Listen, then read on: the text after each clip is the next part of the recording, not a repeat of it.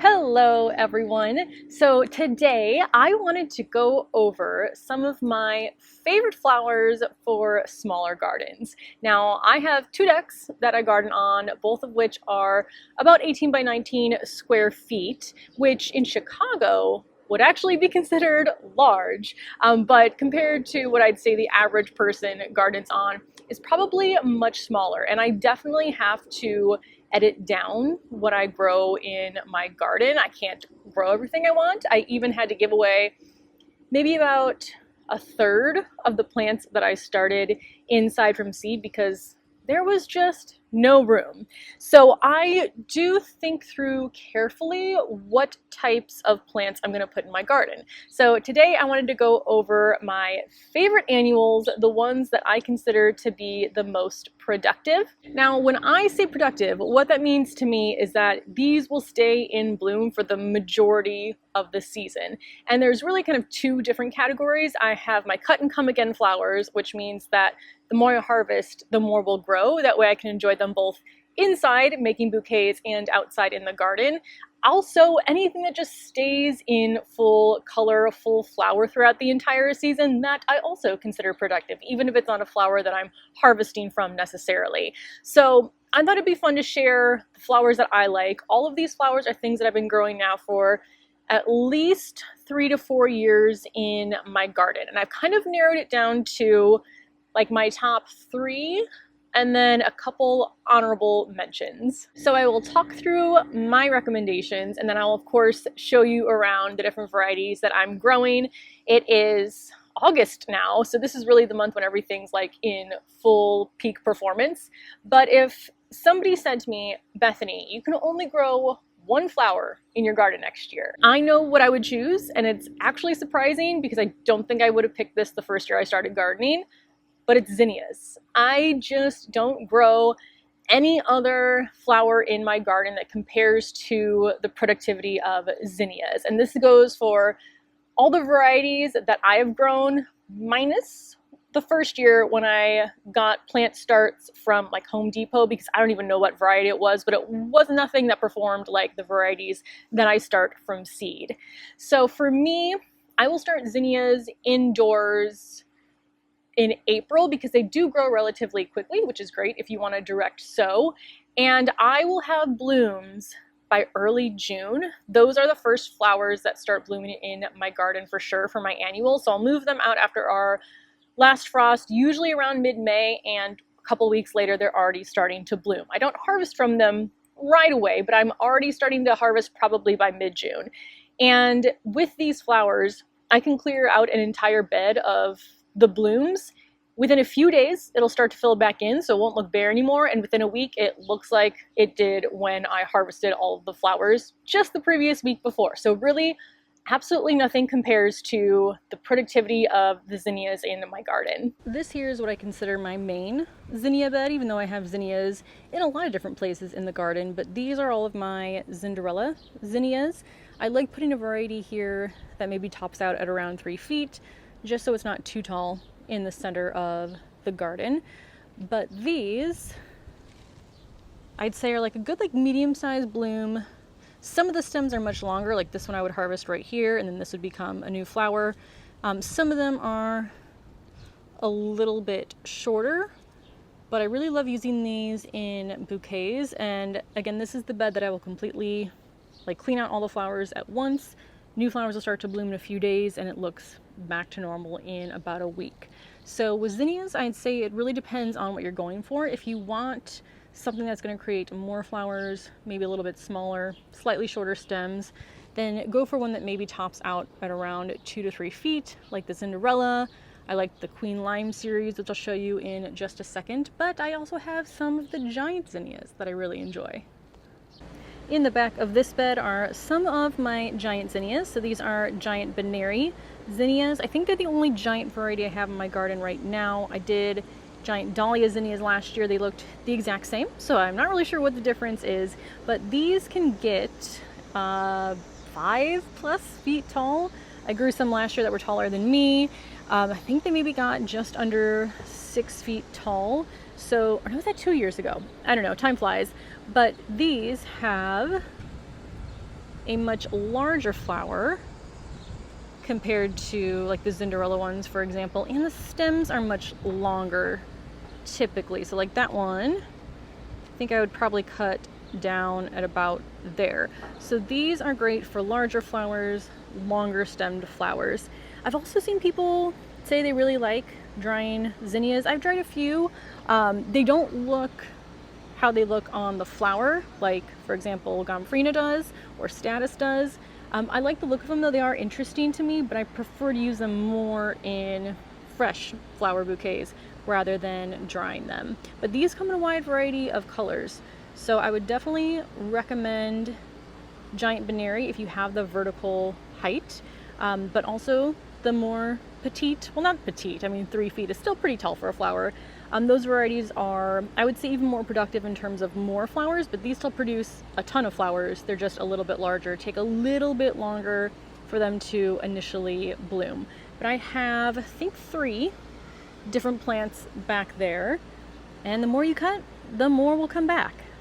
Now, if someone was kind enough to say I could grow 3 different varieties of flowers in my garden, my second ones would be petunias. And there are some right above me. I've fallen in love with these back in 2019 when I first grew the Super Petunia Vista bubblegum, because I've never seen a plant do what that plant does. It just grows so incredibly fast, so incredibly vigorous. It stays in bloom.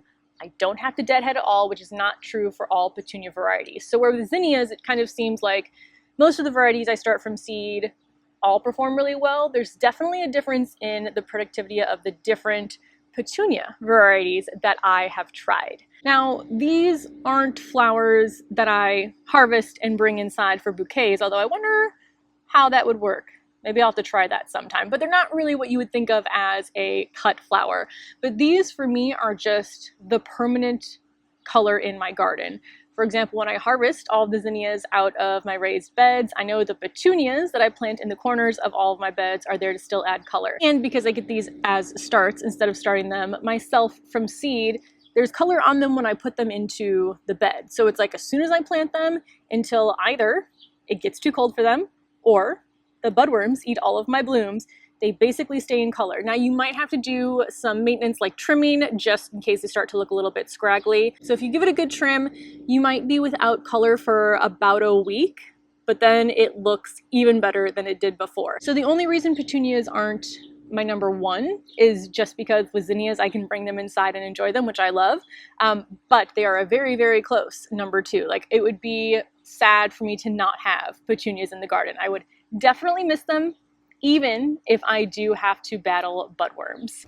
The petunias, for sure, are the first thing that people notice in my garden. Just because, again, there is so much color, and they've basically looked like this ever since I planted them, just kept getting larger. My preferred variety, so if I was going to get just one variety of petunia, I would get Super Petunia Vista bubblegum for sure. But look for anything from Proven Winners that says Super Petunia and Vista in it. If it's just Super Petunia, that's still good, but Vista is just a little bit more vigorous in its growth. And then even within the Vista range, I found that some are a little bit more vigorous than others, but the bubblegum always grows the most for me in the garden. This is a Super Petunia Mini Vista Scarlet, so that's been keeping up pretty well with the bubblegum here, so I really like that one, but obviously the blooms here are just going to be a little bit tinier and they're not going to grow quite as large as the regular Super Petunias. Super Petunia Vista Jazzberry. These are like super, super close in how vigorous they are to the Super Petunia Vista bubblegum. I would say just like maybe a hair behind, but these are also the ones that get the largest in my garden. So there's one here, and then over there in that corner, and you can kind of see there's another fuchsia right next to it. Again, just the difference in vigor, even though they are both Super Petunia Vistas. So bubblegum and jazzberry have been the ones that put on the most growth in my experience. And then third, if I had my top 3 flowers that I could grow in my garden, would be Gomphrena.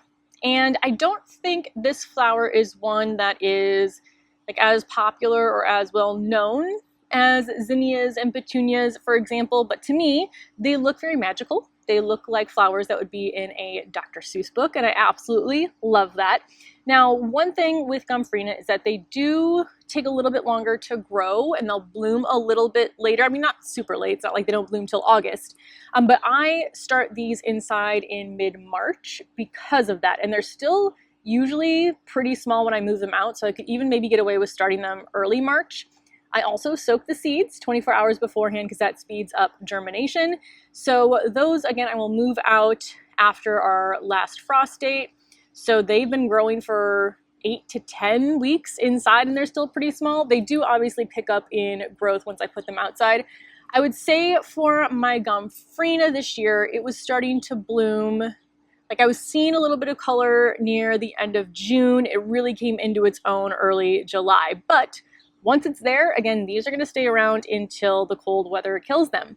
These are plants that also dry really nicely, so I love to harvest them. I will put some of them in bouquets, but I also dry the majority of them, and typically I'll let the flowers stay out as long as possible and still until maybe they start to look a little bit haggard. I'll cut most of them down and hang them up to dry. That also means as they kind of start to get towards the end of their life, they don't look terrible. Like I feel like even, you know, like dahlia flowers, even zinnias, they'll start to brown a little bit, the flowers. But because Gomphrena looks so similar when it's alive on the plant and dead and dry, you can't really tell when it's not doing so great in the garden as you get near the end of the season. So it really does look beautiful throughout the entire season. I have both plants that I started from seed and plants that I got as starts. So if you do want to get a little bit of a head start, you can go ahead and get those from a garden center. So this raised bed here is where the majority of my Gomphrena is, and in fact it's so full of blooms I probably should be in here harvesting soon. But I have 5 total different varieties in here, and these all have a relatively similar flower shape. They're very round, very compact, and I really like the look of it. That's the type that looks the most like Dr. Seuss to me. There are some differences though within like the varieties, even though the flowers are the same. So for example, with this QIS orange, there's really one flower on the top of a long stem, and that's how these grow.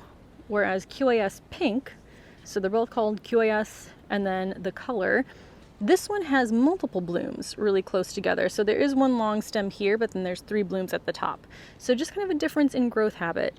I found QIS pink, I had QIS purple. Those will grow more kind of bushy like this versus like the QIS orange. This one I think is raspberry cream. These grow more with the one long stem and the flower head. But they're all really beautiful. And these dry basically identical to what they look like on the plant. The leaves don't. The stems, you know, are a little bit more fragile, but the flowers look basically the same as when you harvest them. This is the other variety of Gomphrena I'm growing. This is the Truffula Pink Gomphrena. These are the ones I got as starts, not the ones that I started from seeds. And you can definitely see a difference in the look of the flower itself. So these are a little bit less compact, a little bit more open, almost like a little firework. Trying to get that to focus onto the flower. There we go. So yeah, these are less of just one round ball, kind of a few different little round balls put together, but they just look a little bit more free and open. But they still dry really well. They still are just as productive when I come in and harvest, and then another one will start to grow from the node. For example, if I harvest this center one right here, then these 2 stems will continue to grow and the plant will just keep getting bushy. So those are my top 3 most productive must-haves in my garden every year: the zinnias, the petunias, and the Gomphrena. And then there are 2 that I really love that I'll give an honorable mention to, and one of them probably would have made my top 3, except this year they just haven't done that great. And that is dahlias. Dahlias are my favorite flower, I would say. I used to think it was hydrangea. I actually do think it's dahlias because they're just so beautiful and so majestic, especially the dinner plate dahlias. However, they just haven't done that great for me this year. Everything has been stunted with my dahlias, both the ones that I overwintered from last year and the tubers that I bought this spring, so they were fresh. So I don't think it's an overwintering issue. It just seems like the dahlias for me this season have been lagging behind. Some are stunted completely and haven't bloomed, some are shorter and are blooming, some are now just starting to bloom. But the last 3 years that I've grown them, I will start them inside around, I think, early April is when I will either bring the bags inside that I'm overwintering or plant the new ones inside that I'm starting for this season. And I'll have blooms end of June. And then again, it'll bloom throughout fall until the cold weather kills it. But this year, it's now August, and I've maybe had 3 open blooms so far. So it's definitely been one of those years. And because of that, I don't know if I can count on them or if they'll be as reliable as, for example, the Zinnias or the Gomphrena or the Petunias have been. So that's the only reason that dahlias for me just barely didn't make it into the top 3. But let me show you the ones that I am growing and the ones that actually do have flowers on them now. So a quick look here at my dahlias on the back. Now I have really fallen for the dinner plate dahlias. I've grown some decorative dahlias in the past, but I just love the size, not only of the flower, but also the plant, when it's not stunted, of the dinner plate dahlias. So that is my go-to now. I don't know if I'll ever try a non-dinner plate one, but this one here, I haven't had, oh no, I'm sorry, I did have one bloom on it, and it was kind of deformed. There are some buds up there, and I have been told I should cut off the buds to get larger flowers, but at this point, I'm just taking whatever flowers I can get, whatever size they're gonna give me. Over here, this one, so all these on the back deck were ones I grew last year, so I know what they should look like. This one is very stunted. There's yellow on the leaves. This one's the Thomas A. Edison. It's just starting to open its first flower. So for me, it's hard because I know I've had really good luck with these last 3 years. This just seems to be an off year, but because I can't say for sure they've performed 100% every time I've grown them, that's the only reason they're not in my top 3. But that one is just starting to open. And then this one here is Otto's Thrill. And this is the size that my dinner plate dahlias typically are. So I would say this wall is about 3 feet tall, so it's just over 3 feet. Usually they don't get taller than me. I'm 5'4", so I'd say they top out somewhere between like 4.5 to 5 feet in a typical year.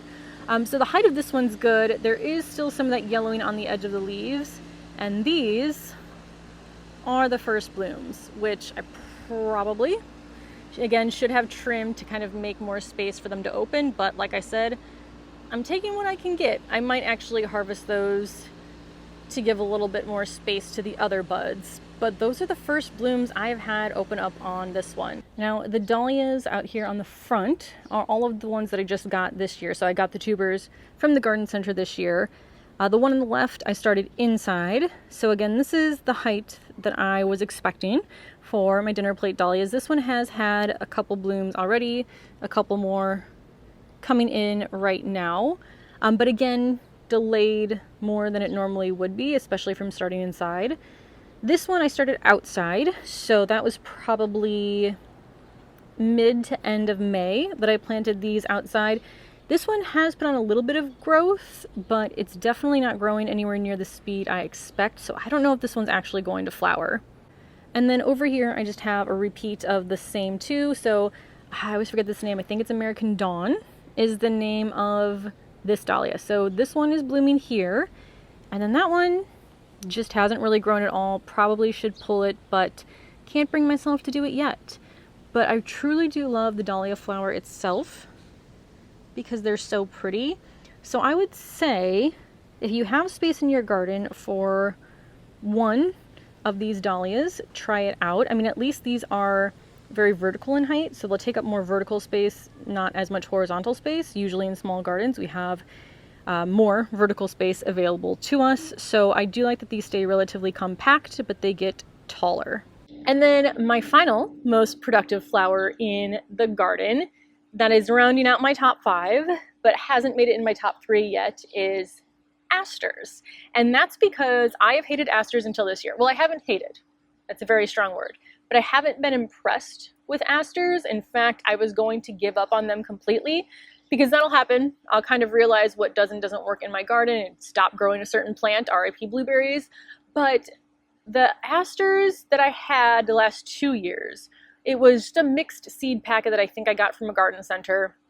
I kind of just threw them wherever. I definitely did not give them enough room. And I think I even did start some inside last garden season, but I just didn't really love them. They bloom later in the season, except for this year. So typically I think you'll start to see blooms maybe late July going into August, but they will bloom throughout the fall. So they're definitely later blooming flowers compared to the zinnias, for example.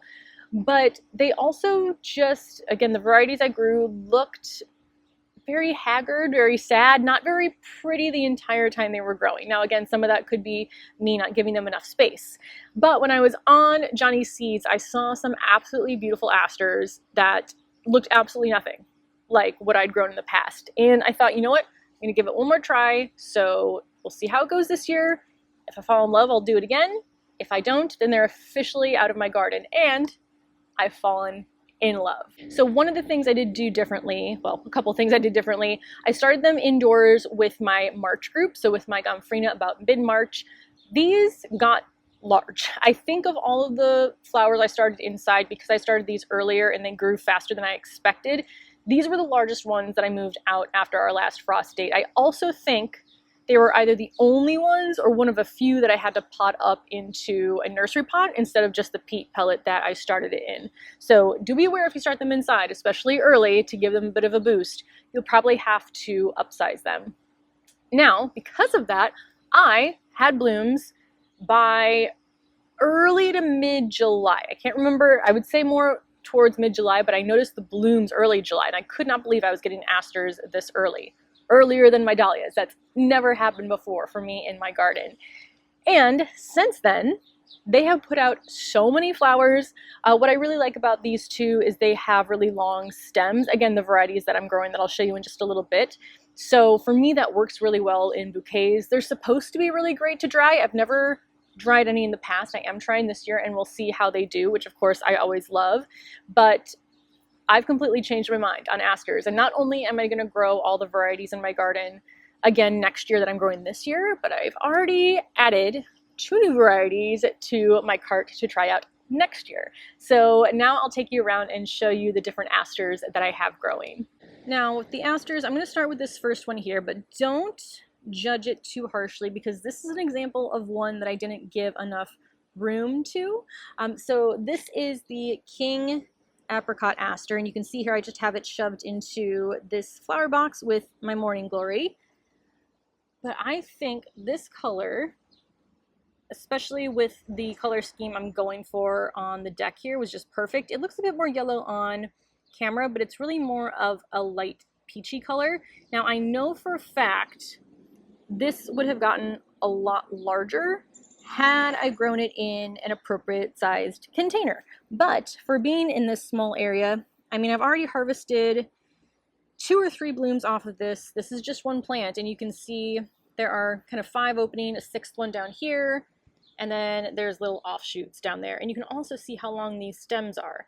So unlike my zinnias, which sometimes are a little bit shorter, I would harvest this bloom off right here, right down here, and have that whole stem for a bouquet. Now the asters over here were the ones that completely changed my mind. I can't remember if this one bloomed before that one, but this is the Bonita Shell Pink Aster, and I'm trying to think, so this here is one plant, this is a second plant, and then this one's the 3rd plant. So there are 3 plants in here. I can't even tell you how many flowers I've already cut off of these, at least 10, and you can see how many blooms are still on here. So these stay a little bit smaller, I'd say, than the other varieties, but look how cute this is. So it's light pink around the edges, yellow in the center, and then also you can harvest them like this, where there's no yellow in the center. I think this one's a little bit younger. They'll get more yellow as they age, but I mean, these are just stunning. Even just standing here looking at these asters, makes me happy. So these 100% I'm growing again. Like I said, I still have all the seeds from last year, so I'm going to be growing all of these again. And then my other favorite, well, I only have 3, and they're all really my favorite. I would say this is probably number 2, but very close. This is the Lady Coral Lavender, which is a bit larger than the Bonita Shell Pink, and it's a very, very light lavender. The flower, though, does stay more compact. I actually added to my cart a wispier looking lavender one to try next year along with this one. But these are just so pretty. And those are my most productive flowers that I recommend for smaller gardens. Now you do want to, I would say, grow the flowers that make you the happiest, but if you are looking for flowers that either have continuous color throughout the entire season or that you can keep harvesting from and they'll continue to grow, I'm absolutely fallen in love with these types of flowers. So let me know if you have any other very productive flowers that you enjoy growing, because I'm always open to testing out more. And let me know if you have any other questions. But thank you so much for watching, and I will see you in the next video. Bye.